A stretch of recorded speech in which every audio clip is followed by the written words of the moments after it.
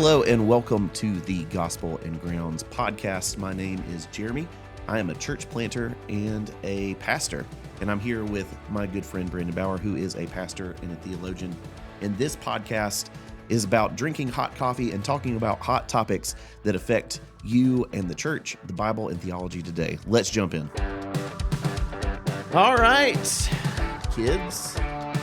We're in a special midweek episode. Yeah, this is a very special episode of the Gospel and Grounds podcast, and we don't have any coffee because that's the type of special episode this is. Yep. So this whole episode we wanted to dedicate to specifically talk about the issue of women in ministry. Breaking news.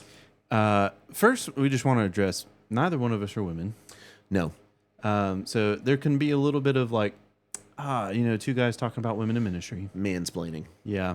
So forgive us, and we're going to do our best to honor everyone in this situation. All parties involved. Yep. Specifically, why do we want to talk about this? Yeah, I think the reason why we want to talk about this is less to discuss our stance in women in ministry and just to kind of inform the general populace of the debate that's going on right now. Yep, there's a pretty hot topic because the Southern Baptist Convention had their annual meeting in June in Orlando this past June. And there was a big hot topic that was put on the floor for debate, and there was an amendment proposed. The Truth and Unity Amendment, it was proposed by Dr. Al Mohler, and it passed with 76.6% in favor. That's correct. So, as far as we understand it, we are not either one of us a part of the Southern Baptist Church or the convention. We are friendly with the Southern Baptist Church. Yeah, absolutely. We do. We have people that we know and love in the Southern Baptist Church, and they absolutely. are fantastic pastors, ministers, messengers of the gospel. Oh, 100%. Lots of wonderful people in the Southern Baptist Church.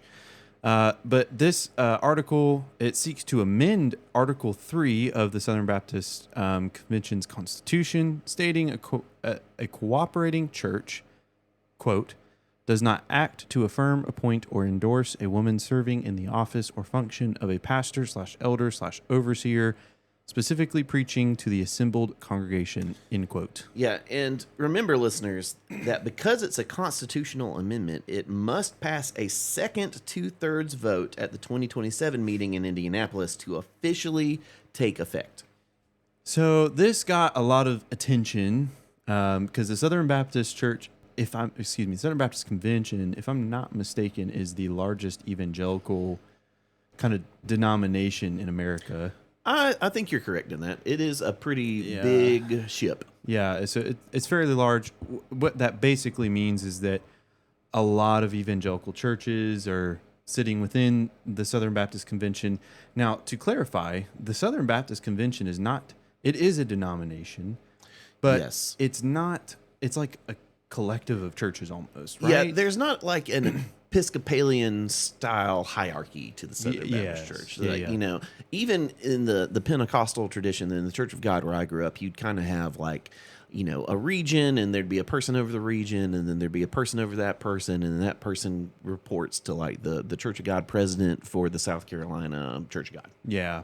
And in the Wesleyan Church I'm ordained with, we have districts, which are basically different states, but like in South Carolina, we have you have your ordained pastor of a church, but then they report kind of to the district superintendent for South Carolina, and then they report to the general superintendent of North America. Mm-hmm. Yeah, so the thing about that really separates the Southern Baptist Convention from the two kind of denominations and systems that me and Brandon grew up in is they're basically just a collection of churches who agree on doctrine, because they don't they don't send all their money to the corporate office and then it gets delineated in between the churches. They don't have someone that kind of comes and checks in and says like, okay, and making sure you're doing all these things. They don't, like, if I was to plant a Southern Baptist church, like I wouldn't have to go to my person who's over the Southern Baptist Convention for the county and ask permission to buy a building or ask permission to do a series on X, Y, or Z. Like it's basically a collection of autonomous churches all flying the same banner that says, "Hey, this is what we stand for," essentially. Yep, and like we've said before, and like we'll probably say multiple times, we love the Southern Baptists. There are a lot of wonderful people that we know. Personally, that we know and love, that are Southern Baptist ministers. Yep. Absolutely amazing pastors. Churches are healthy, thriving, doing wonderful. 2 of my mentors are Southern Baptist pastors. Yeah, this is not the Southern Baptist is terrible. Not that at all. No. We just want to very clearly say that at the out front, because I think sometimes when topics like this come up anytime in the church, it can become an us versus them. Yeah. That's not it at all. We're not trying to beat up anyone. Me and Brandon are the first people to say that we should not shoot our wounded. We should not attack members of our own army. We are in this together, and if we can agree on those 5 cardinal doctrines of Christianity, I consider us on the same team. Yep. Doing the same thing, trying to bring the good news of Jesus to the world. So this is not about beating anyone up. This is just something that is out in the world right now, floating around in the atmosphere. Yeah. And it would be a dereliction of duty if we are going to talk about hot topics in culture to not talk about this. Yeah. So I think one of the things that we want to start off with is, number one, I've been thinking about this a lot, but there's that in that quote says, to office serve a woman does not act to affirm, appoint, or endorse a woman serving in the office or function of a pastor/elder/overseer. Yes. So what we're always going to want to do is come back to some scriptural grounds, and I think before we even kind of unpack the different kind of views about women in leadership, the idea of, and if I'm jumping ahead, stop me. I don't think you are. I think you're good. We have to look at biblically, what are those titles? And are those synonymous titles? The That's pastor, a great question. The elder, the overseer? Or are we is it not? Because I've read some of Dr. Al Mohler's stuff, and he's a brilliant man.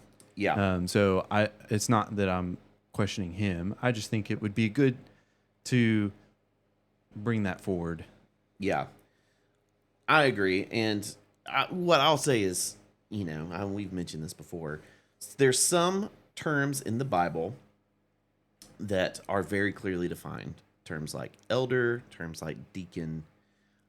And there's some that are a little more gray.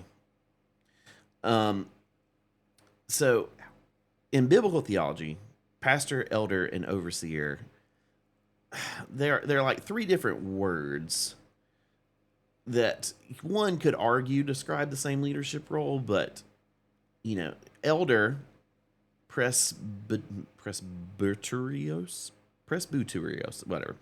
This word literally refers to age, maturity, and its seasonal wisdom. We were talking about this earlier offline. John the Elder. Yeah. So what I've seen elder kind of describe is like in the Hebrew culture and the Jewish culture, this is really just honoring. Right. That's the word I want to use. Honoring those who are older. Yeah. And their wisdom, and especially this would be especially true of men who were of, just outstanding character, just men of God, and women of God. Yeah, spiritually mature, grounded in the faith, respected. Yes, right? Exactly. Now, overseer or bishop, episkopos, it combines epi, over, and skopos, to watch or to look. It means a guardian, a manager, or a superintendent. So it emphasizes what a leader does. An overseer is responsible for the spiritual health, order, doctrine, and direction of the local church body. Like this would be a board of director person would be considered like an overseer. Yep. And I think this is where things get tricky, because I think we, in our culture today, would say, well, that's the pastor. Right. Right? Mm-hmm. But we see the term pastor is usually referring to a spiritual gift. Yeah, it is usually referring to a spiritual gift. The word is poimen. I think that's right. But it means shepherd, essentially. Yes, a shepherd. It's the literal word for a shepherd who cares for a flock of sheep. So this is more emphasizes how a leader relates to people, or how a person relates to people. A pastor's job is to feed the sheep and to take care of them, to protect them and to care for their souls. Now, the thing is, as we stated earlier, there's clear guidelines and requirements in Scripture for the office of elder, the office of overseer, and the office of deacon.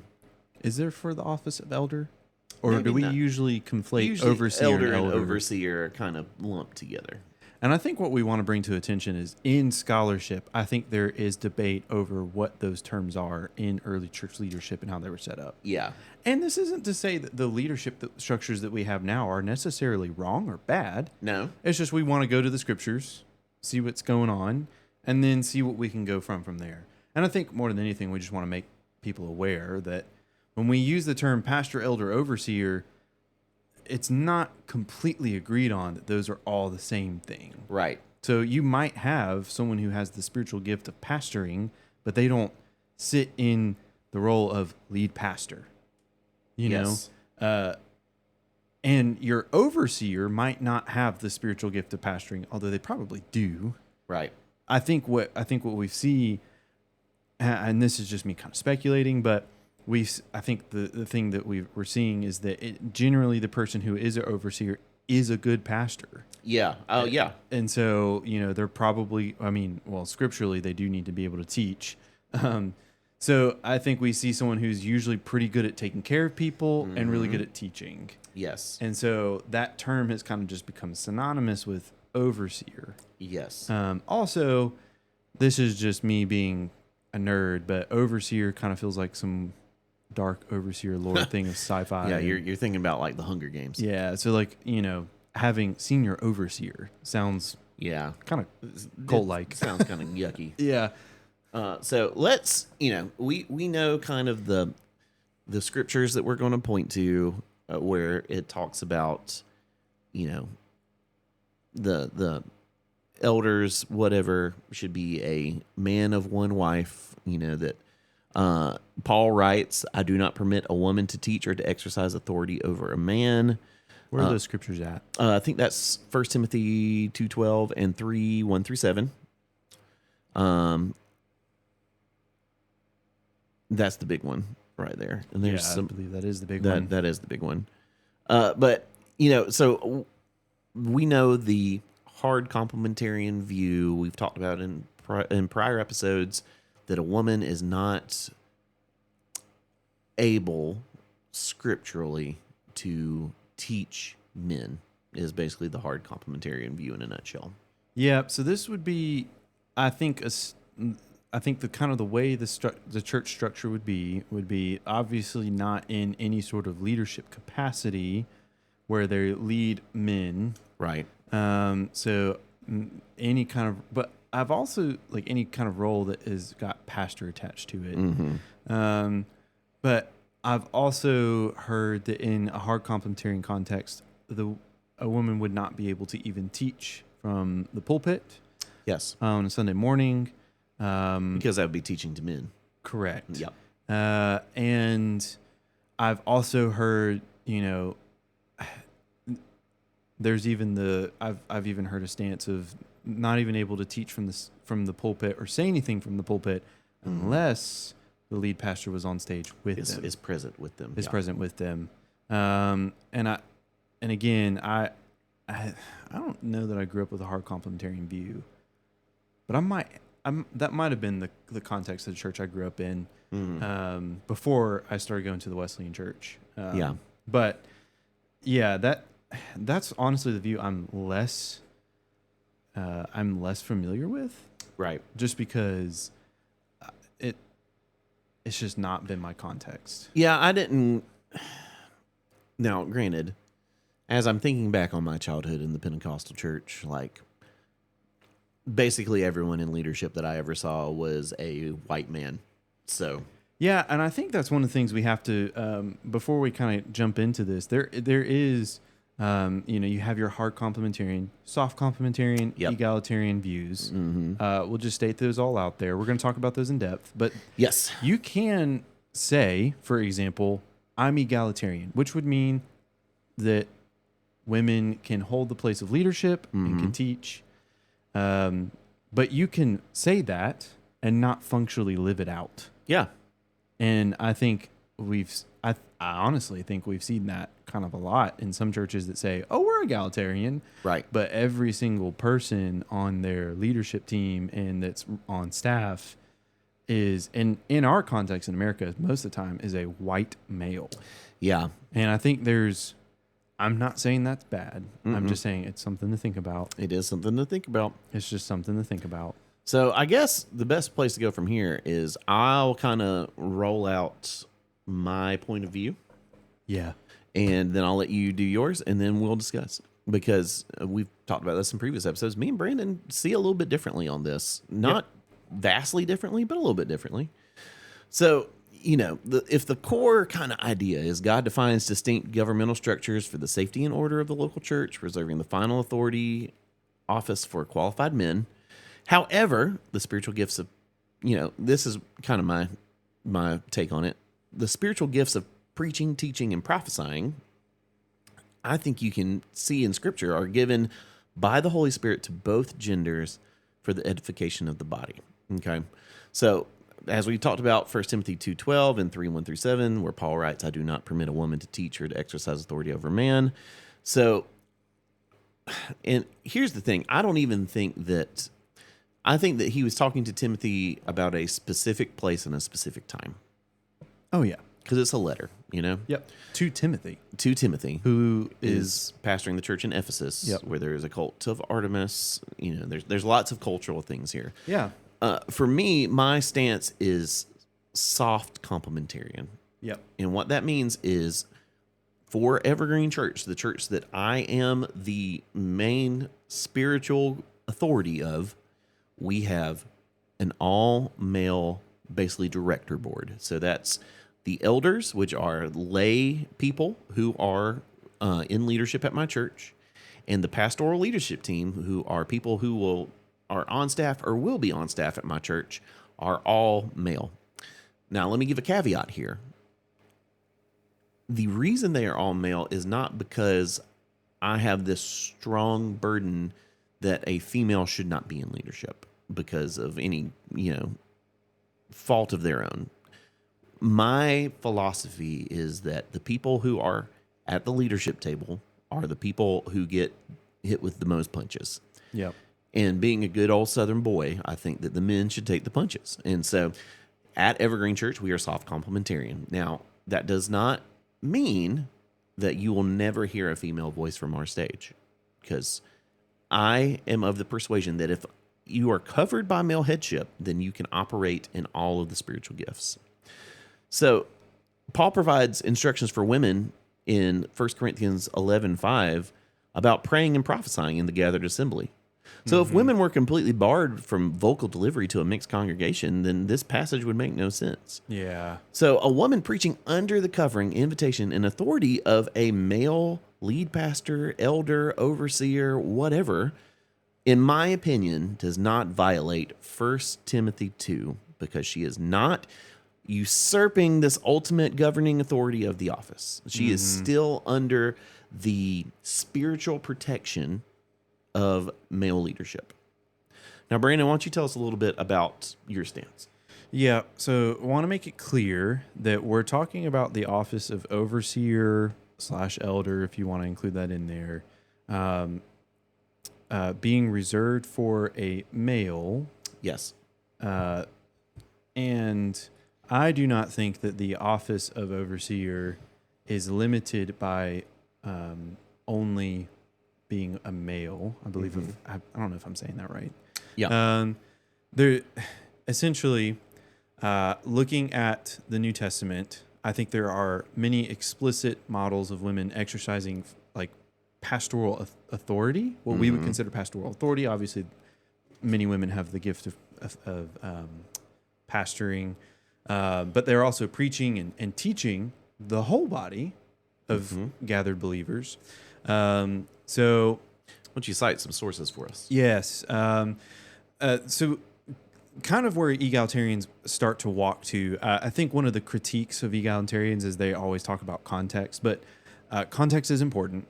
So in Galatians, there's this line that says, there's neither Jew nor Greek, there's neither slave nor free, there's no male and female, for you are all, that's all the church, one in Christ Jesus. That's Galatians chapter 3, verse 28. So this is kind of like new creation talk here.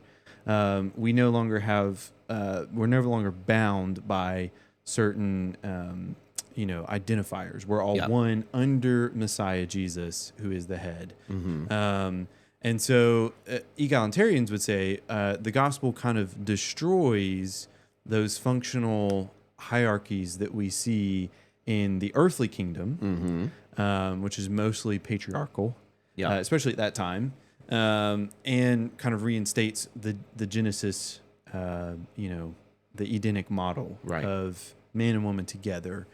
So some New Testament models we see in Acts chapter 18, verses 26. We see Priscilla and Aquila.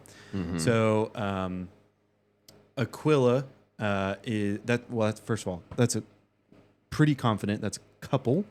A husband, wife. But what's interesting is that Priscilla, which is a female name, is listed before Aquila. Which in the time would be very odd. So Priscilla, we see, is co-teaching with Apollos, a powerful male preacher, and explaining the way of God more accurately. And then we have in Romans chapter 16, verses 1 through 7, we see Paul commends Phoebe as a diakonos. I think I'm pronouncing that right. You are. Which is a deacon or minister. So Phoebe, who likely delivered the Roman epistle to the church, was probably the one who also read the letter out loud, because remember, it's expensive to have written stuff, so she probably read it out loud. And then we have Junia, who is also noted as an outstanding among the apostles. And Junia is an interesting figure because some older translations translate her name as Junius. It turns her into a male. That's correct. Turns her into a male. So, and then I've heard this one, which I, honestly have never thought about. But when I was researching and doing a lot, thinking about this, N.T. Wright actually brought this up in something I heard him teaching about, where he says the first preacher that we see, the first person who proclaims the gospel that Jesus is alive and his kingdom is here, is actually Mary Magdalene. And so Jesus specifically commissions her to go tell the disciples about the good news. And to preach the message of the resurrection to male disciples. So she's the first evangelist, is what you're saying. Yes. So I think what I would say is that in 1 Timothy 2:12 and 1 Corinthians 14:34, where we see this whole women should remain silent thing, in my view, these were very local and situational corrections targeting specific false teachings that were kind of disrupting the behavior in Ephesus and Corinth. These are not universal bans. I think these are very specific to, if you look at what was happening in Ephesus, the cult of Artemis, and if you're looking at what was happening in Corinth, I'm blanking on the main god of that, but Corinth was a hot mess anyways. But if you're specifically targeting those, looking at those things, there's even I think it's in Corinthians, there's this back and forth where you kind of like Paul's talking about women not being able to speak, but it kind of feels like he's going back and forth in this thing. There's a lot of things, and this is kind of a weak argument. We realize that, but like things like there's no quotation marks in Greek. There isn't, and so we don't know. Is this like Paul quoting, from a former letter? Because obviously he's responding to something in that the Corinthians. And we know that we don't have some of these letters. Correct. So it's we're trying to it's like reading a one-way text message. And this is not in any way, shape, or form trying to say that our Bible is incomplete or not accurate. But this is just saying that these are the cards that we have been dealt, and so we have to we have to read them in the genre that they were written in, Yeah. with the guiding help of the Holy Spirit, Yes. through the lens of the rest of the Bible. Yeah. And context is important. Context is super important. Now, here's the thing. I think we pretty functionally agree on a lot of things. We do. Like, I think you would, like you talked about, like women being able to teach from the, the stage. Yep. That's not a problem. I would say the same thing. I think where we would disagree is that I would say that a woman can hold the office of elder, and scripturally that seems to be, supported. And I could be wrong. Yep. I could be very wrong.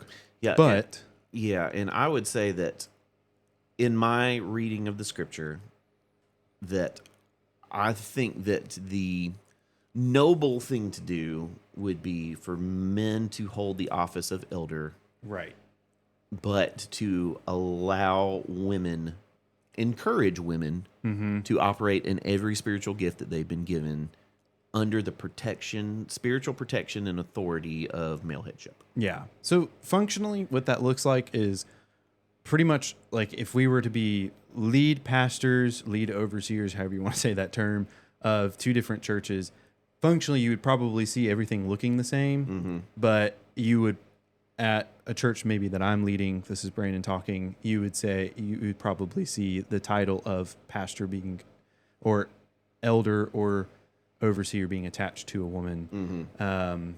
And that wouldn't necessarily be the case at Evergreen, which is a church you are in fact leading. Yeah, and I think specifically the title of elder overseer, because I can see it being fine and actually it being accurate if a female is shepherding people in the flock to call her a pastor. Very interesting. Very interesting. So why does this matter? Why are we even saying that? Well, we need to specifically go back to what the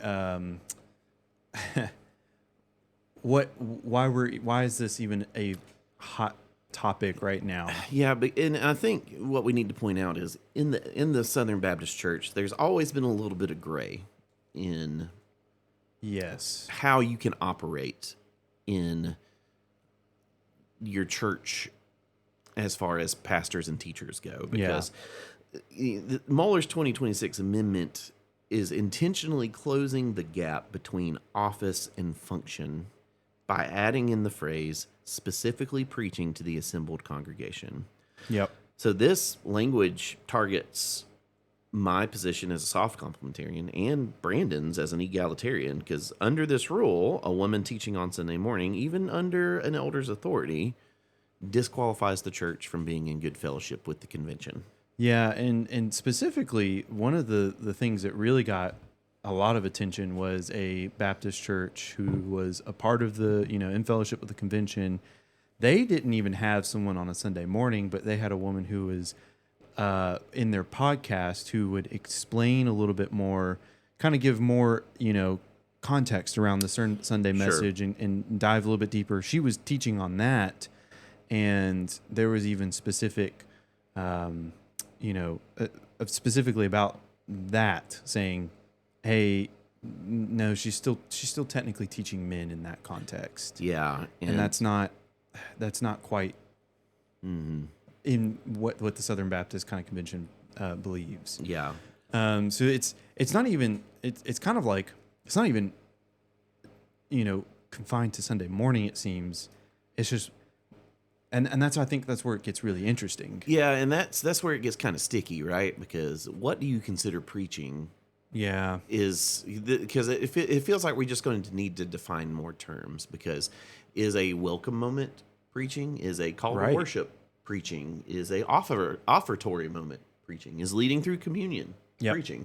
These are all questions. And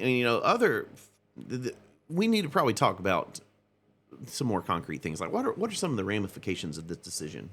Well, honestly, one of the things that I've seen at most Baptist churches, and I think this is pretty consistent throughout Baptist churches.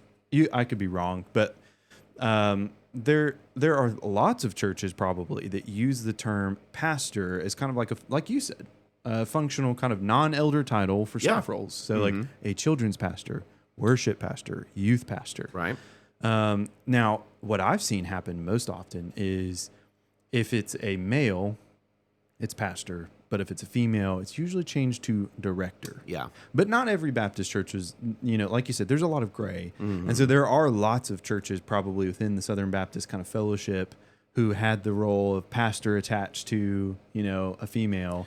Yeah. And that's probably going to have to change. Well, and how many different church websites have you looked at that say, like pastors Jeremy and Mary Roach, Right. Because, we're one flesh, we're a couple. Does that make my wife a pastor too? Right. Yeah. Yeah. And that's, I think that's what, there's what this really kind of boils down to for the Southern Baptist, I think, is less about the actual women being able to preach and teach from a pulpit. That might upset some of the churches. Yeah. But this is kind of, from what I understand, is the autonomy versus association kind of debate. Yeah, and I think that's, this is going to be less about women in ministry and more about what this means for the convention as a whole. Because that's what it seems like to me. Like it seems less. I feel like when I saw that, I was like, wow, I think most Southern Baptist churches operate that way already. But this kind of feels like a more, this feels more like a thumb pressing down moment. Yeah, because as we mentioned earlier, the SBC is not a top-down hierarchy like the Catholic Church or the United Methodist Church. And the SBC cannot fire a local pastor or seize that church's property because every SBC church is its own individual entity. Right. But, one of the big things that the Southern Baptists have been very, very proud of for, years is the idea of church autonomy.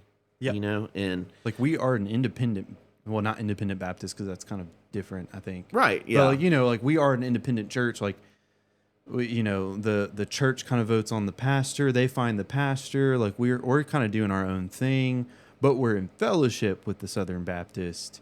It's not like the United Methodist Church, which it owns all the property and does. Yes. Yeah. But I mean, there is some disadvantages because that while the SBC can't, close down a church, they can disfellowship them. And we've seen this happen. They get voted out of friendly cooperation. And this is what happened to, churches like Saddleback and the First Baptist of Alexandria.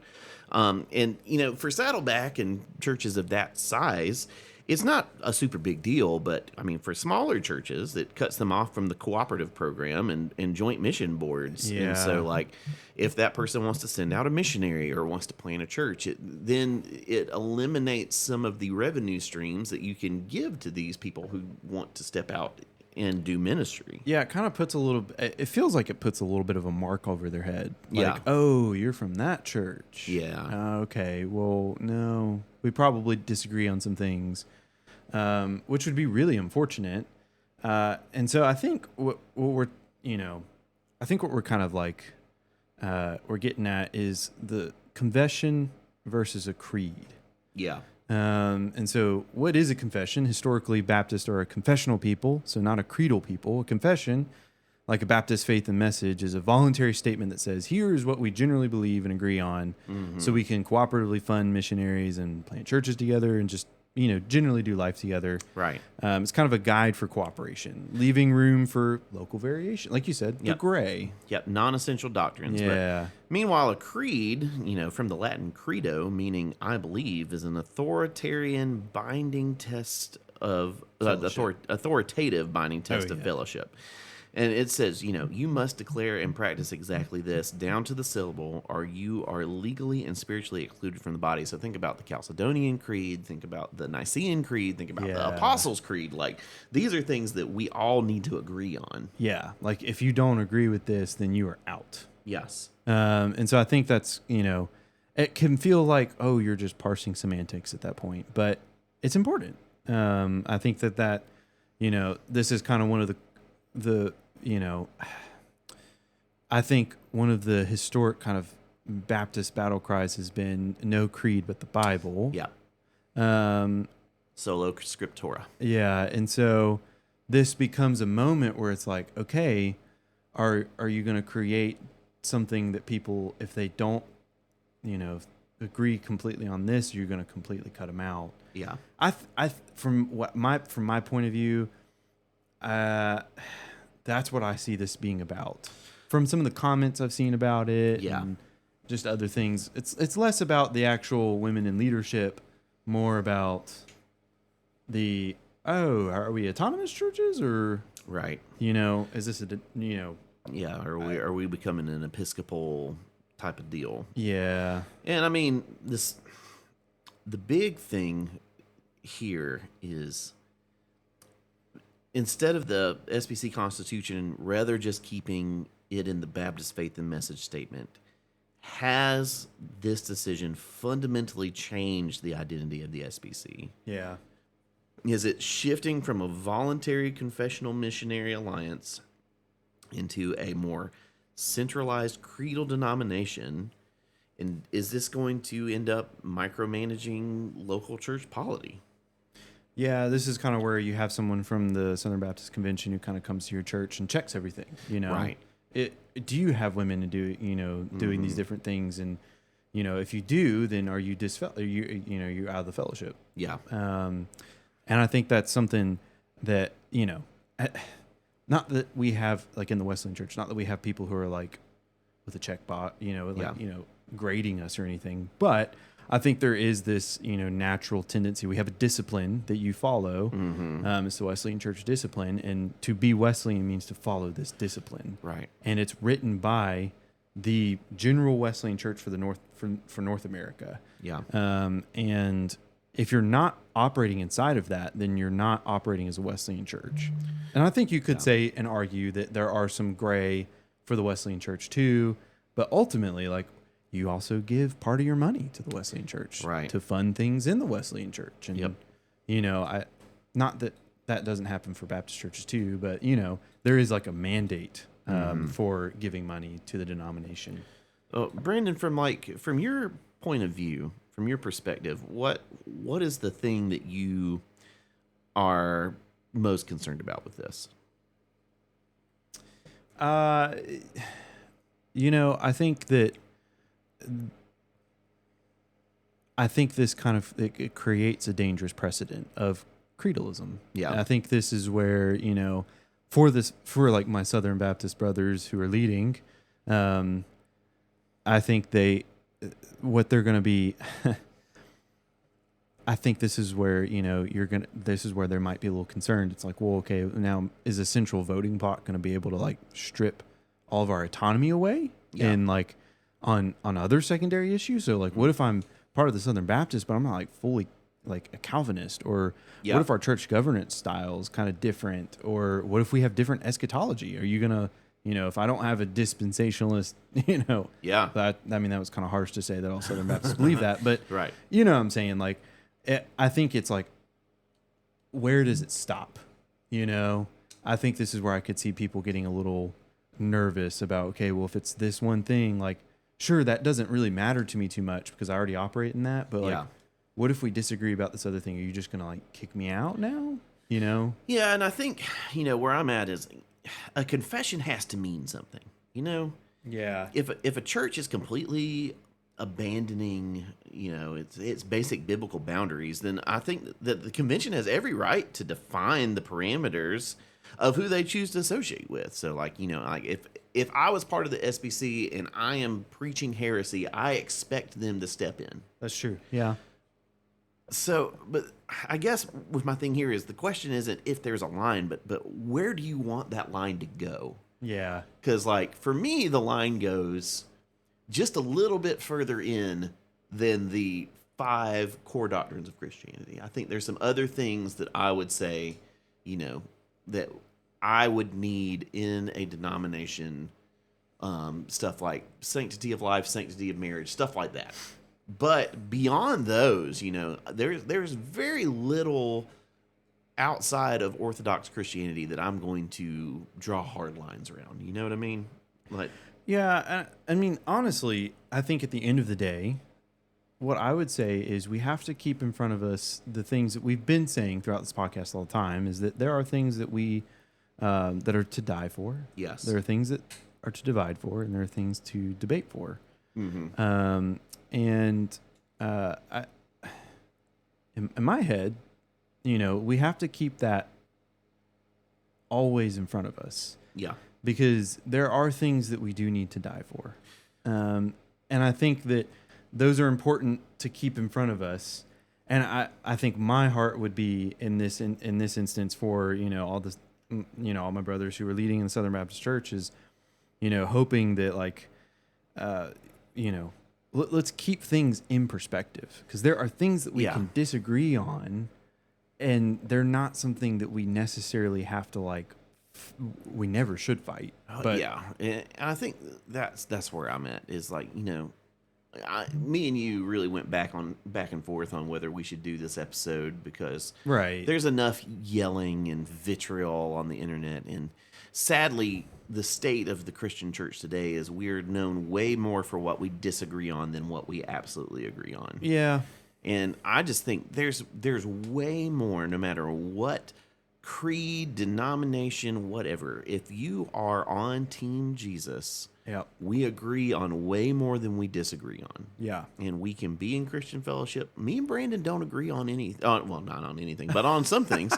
Me and Brandon don't see eye to eye on everything theologically. Right. But we are still great friends. We still do ministry together. Yeah. We can exist together in fellowship. One of my mentors, me and him disagree on a lot of things, but he loves the Lord. He wants to empty hell and get people into relationship with Jesus, and I can partner with him in that. Yes, absolutely. And I think that's one of the things we have to remember in this instance. It's easy to read some quick headlines about this vote and just start to attack the Southern Baptist Church. Yeah. And that's not at all. We have to remember the prayer that Jesus prayed in John 17. Yes. Unity is crucial for us. And unity doesn't mean uniformity. Right. Exactly. And so I think it would grieve the heart of the Lord to see Christians attacking other Christians absolutely publicly over things that's it's not even that big of a deal. Yeah. Now, does it matter to have thought out your stance on this? I think so. Absolutely. I think so. I'm not saying that this isn't something that matters and we shouldn't think about it. We definitely should. And to be able to defend it biblically. Yes, we definitely need to be able to do that. But this isn't something that we attack publicly. No. We should never attack publicly about anything. Sort of. And especially not over social media. No. And I mean, like I said, we should be known way more for what we're for than what we're against. Yes. We have literally the best news in the world, that you can move from death to life, that there is a all-powerful, all-loving, all-knowing God who loves you and laid down his life for you. Yep. And we should focus way more on that message than fighting amongst ourselves. 100%. Jesus said, you will be known by the love that you show to one another. Yep. That's right. So let's all show a little more love. And once again, I love the Southern Baptist Convention. Yes. I love Southern Baptist pastors. Y'all do some of the best work with church planning and global missions I've ever seen in my life. Y'all are advancing the gospel. And we can disagree on what women do in church and still be in Christian fellowship. Yep. I absolutely agree. Hey, if you're listening to this and maybe you disagree with us, let us know. Email us at hello@evergreentn.cc, and we would love to hear from you, and we will actually reach back out to you, because we are real human beings. We are real human beings, and we're also open to the fact that we could be wrong. We want to help, we want to understand too, if we're not a part of the Southern Baptist, church. And so if there's someone out there who's listening and you're part of the Southern Baptist and you'd love to give your thoughts on it, please do. We would love to hear from you. Yeah, we would love to hear from you. We just love to get to know you. So let us know. hello@evergreentn.cc. And all right, this has been a special midweek episode. It's been fun. It has been fun. I think there will definitely be moments where there's other topics we could talk about. Yes, and that we probably will talk about that are outside of our normal theology talks as we're setting some groundwork. So be on the lookout for more. Come into your inbox. Yeah. All right. Well, thank y'all for listening for Gospel and Grounds. A very special episode. My name's Jeremy. And I'm Brandon. And we will see you at the end of this week. At the end of this week. Okay, bye. Bye. Thanks for listening to the Gospel and Grounds podcast. This is part of the Evergreen Podcast Network. Our theme music was provided by the band Splitwave. And if you'd like to learn more about this podcast and others, you can visit evergreentn.cc. As always, we bless you to grow in the way of Jesus together.